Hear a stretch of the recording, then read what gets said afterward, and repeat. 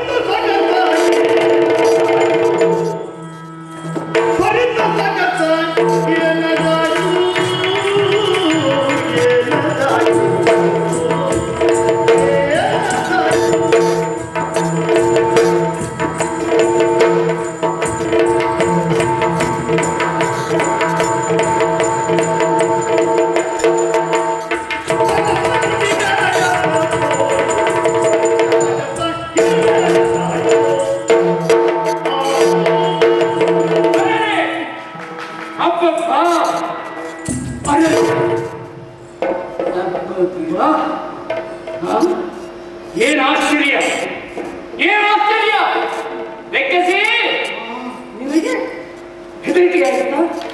ಆಶ್ಚರ್ಯ ಅರರ ಏನು ಆಶ್ಚರ್ಯ. ತೆರಳಿದ್ದಲ್ಲಿ ನಿನ್ನ ಮನದ ಧೈರ್ಯ ಎದೆಯ ಗುಂಡಿಗೆ ಗಟ್ಟಿಲ್ವಾ?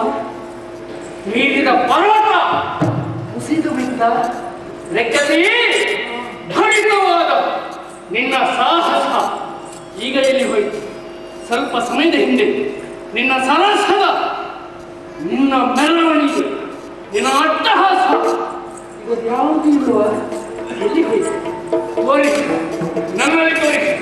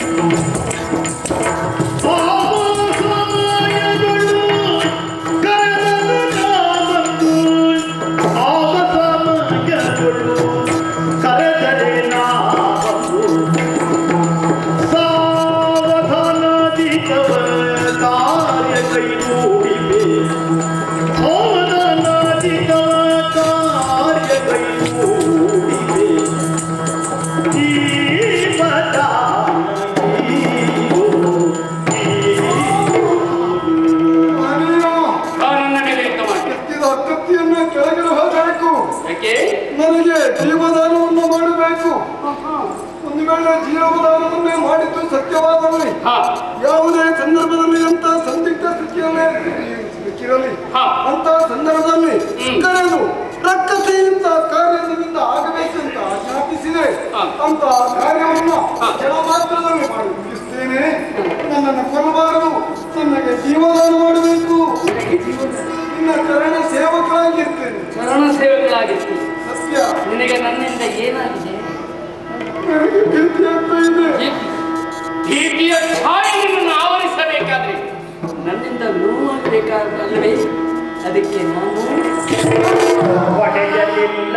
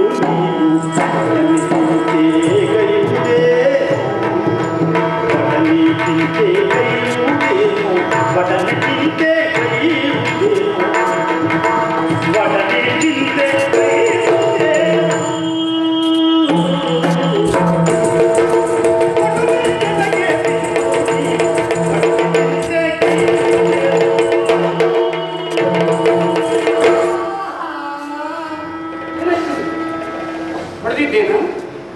ನಿನ್ನನ್ನ ಜಾಡಿಸಿ ಕಾಲಿನಿಂದ ತುಳಿದಿದ್ದೇನೆ. ಇಲ್ಲಲ್ಲ, ಹಿಡಿದ ಖಡ್ಗದಿಂದ ನಿನ್ನನ್ನು ಹಿಡಿದಿದ್ದೇನು. ಇರಿಯಲಿಲ್ಲ, ಬಡಿಯಲಿಲ್ಲ, ಹೊಡೆಯಲಿಲ್ಲ. ಆದರೂ ಪೊಡವೆಯಲ್ಲಿ ಬಿದ್ದು ಕಣ್ಣೀರಿಡ್ತಾ ಇದೆಯಲ್ಲ, ಏನಾಯ್ತು? ನೀನು ಹಿಡಿದು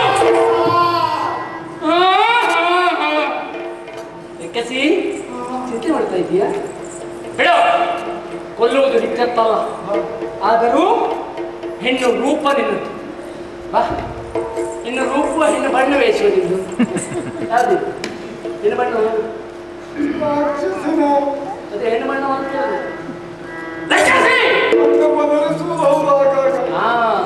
ಅದಕ್ಕೆ ಕೇಳಿತು. ರಕ್ಕಸರ ಬಣ್ಣ ಬದಲಾವಣೆಯಾಗುತ್ತದೆ. ಸ್ಥಳ ನೋಡಿ, ಕ್ಷೇತ್ರ ನೋಡಿ, ವ್ಯವಹಾರ ತಿಳಿದು ಇದರಿಗೆ ಬಂದವರನ್ನ ತಿಳಿದು ಹಿಂಸಾ ಮನೋವೃತ್ತಿ ಮತ್ತು ಕಪಟದ ವೇಷವಿರುತ್ತದೆ. ಇದು ನಿಜ ಹೆಣ್ಣ? ಇದು ನಿಜ ಬಣ್ಣವ?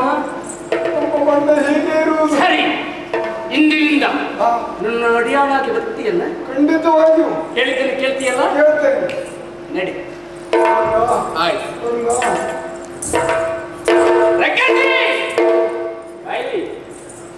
ಎಲ್ಲಿಗಂತೆ? ನಮ್ಮ ಊರಿದೆ. ಎಲ್ಲಿ ನಿಮ್ಮೂರು? ನಮ್ಮೂರು ಶಿವನಂತ ಪಟ್ಟಣ. ಅಲ್ಲೇನ್ ಮಾಡ್ತೀಯ? ಮೊದಲಿನ ಹಾಗೆ ಇರುವುದು. ನಿಮ್ಮವರೆಲ್ಲ ಸುತ್ತರಲ್ಲ, ಆದ್ರೂ ನಾನು ಹೋಗಿ ಉಳಿದುಕೊಳ್ಳುವುದಂತ. ನೀನ ಊರು ಬಿಡಬೇಕು. ನೀವು ಊರು ಬಿಡಬೇಕು. ಊರು ಬಿಟ್ಟು ಯಾಕೆಂದ್ರೆ ಮಾರ್ಗ ಈಗ ಸರಿ ಇಲ್ಲ. ಮಾರ್ಗ ಸರಿ ಇಲ್ಲ ಮೊನ್ನೆ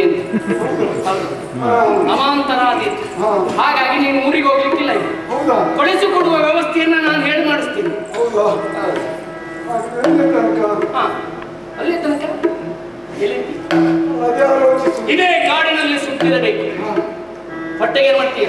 ಹೊಟ್ಟೆಗೆ ಸಿಕ್ಕಿದಂತ ಪ್ರಾಣಿಗಳನ್ನು ಏನು ಸಿಕ್ತದನ್ನು ತಿಂದು ಬದುಕುವುದು. ಪ್ರಾಣಿ ಹಿಂಸೆ ಮಾಡக்கூಡದು. ಇಂದಿನಿಂದ ಜೀವಂತ ಇರುವ ಪ್ರಾಣಿಯನ್ನ ಕೊಂದು ತಿನ್ನುವುದಲ್ಲ. ನಮ್ಮ ಹೊಟ್ಟೆಗೆ ಸತ್ತ ಪ್ರಾಣಿ ಅಂತ ತಿನ್ಬೇಕು.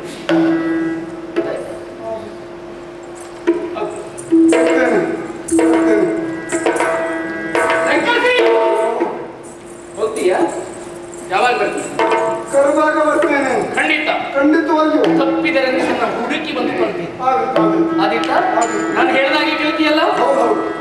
ನಂಬಿಕೆ ಇಲ್ಲ, ವಿಶ್ವಾಸ ಇಲ್ಲ. ನಾವು ಎಷ್ಟೇ ಕ್ರೂರಿಗಳಾದ್ರೂ ಆ ಪರಮೇಶ್ವರನನ್ನ ನಂಬಿದ ಸದ್ಭಕ್ತರೆನ್ನುವುದರಲ್ಲಿ ಅನುಮಾನವೇ ಇಲ್ಲ. ಹೌದಾ? ನಮ್ಮ ಆರಾಧ್ಯ ದೇವರಾದಂತ ಪರಮೇಶ್ವರನ ಪಾದವಾಣೆಯಾಗಿ ಹೇಳ್ತೇನೆ. ಇವತ್ತಿನಿಂದ ನಿಮ್ಮ ಜಾತಿಯವರು ಪರಮೇಶ್ವರನನ್ನು ಪೂಜಿಸಬೇಕು. ಪರಮೇಶ್ವರ ಆರಾಧ್ಯ ದೇವರು ಅಂತ ಮಾಡುವುದೆಲ್ಲ ಹಿಂಸೆಯ?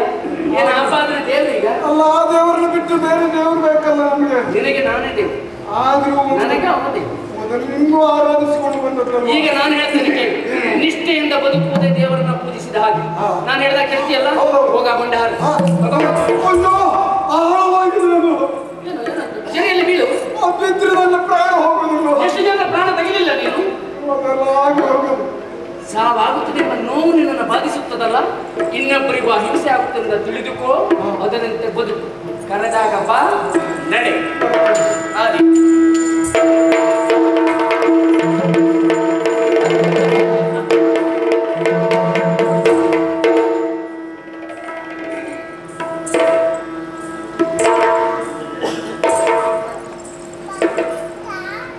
ಇಷ್ಟೆಲ್ಲ ಮಾಡಿದೆ. ನಾನು ಯಾರಿಂದ ಬಂದೆ? ಯಾರು ನನ್ನ ತಾಯಿ ತಂದೆ? ನನ್ನ ಹೃದಯ ಕೂಗಿ ಕರೆಯುತ್ತಾ ಇದೆ, ಅಮ್ಮ. ಆ ನನ್ನ ಜನ್ಮದಾತೆ ಎಲ್ಲಿದ್ದಾಳೆ? ಅಮ್ಮ, ಅಮ್ಮ, ಅಮ್ಮ, ಅಮ್ಮ, ಅಮ್ಮ.